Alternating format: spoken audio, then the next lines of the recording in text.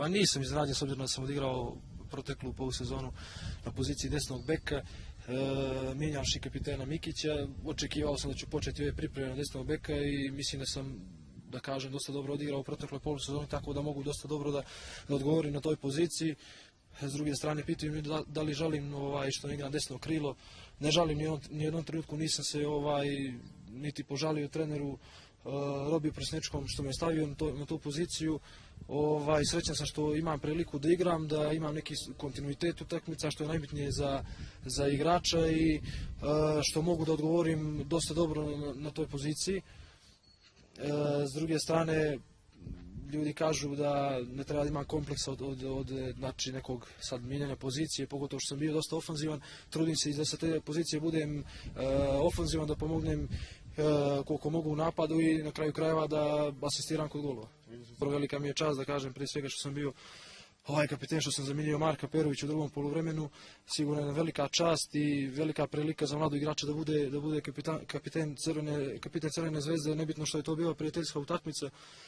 Ta traka mora se zasluži radom i trudom. Trudim se na svakom treningu, pružam maksimum da budem pošten prema lopti i sigurno će lopta da vrati na pravi način.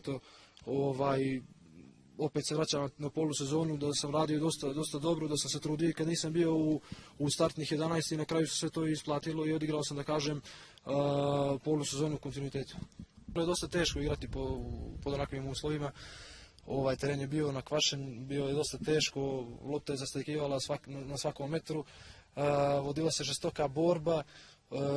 Tek je 4. dan priprema i odmah 90 minuta, sigurno nije bilo lako, noge su bile teške, ali eto kažem, dali smo 100%, istračali smo se, imali smo prilike, mogli smo da dobijemo utakmicu i bili smo po meni bolji rival, držali smo loptu, iako to nije bilo u pojedinim momentima moguće. Ali opet kažem, ima još dosta do kraja priprema, imamo i taj drugi dio na Zlatibor, ima još dosta utakmica da se spremimo, da se uigramo i da spremni dočekamo kvalifikacije za Evropu. Uslovi jesu bili teški, kiša je padala tokom cijele utakmice, teren je bio skoro nemoguć za igru, međutim u ovoj fazi priprema bitno je samo da smo dobro istračali. Dali smo sve od sebe, mislim da smo bili bolji rival, ali nema veze, bitno je da smo istračali kako treba. Pa jeste bilo teško, međutim, s obzirom da je padala kiša, lakše je bilo za trčanje. Tako da mislim da je nas petorica odigrala cijelu utakmicu i da smo dobro to odradili. Sad, kako se zove, tek treba da igramo na pripremama ovdje na Zlatiboru, tako da mislim da će svežina tek doći. Pa dao sam moje druge pripreme, tako da sam se već privikao na uslove rada. Za sada nije teško, ali vidjet ćemo, sigurno će biti malo teže.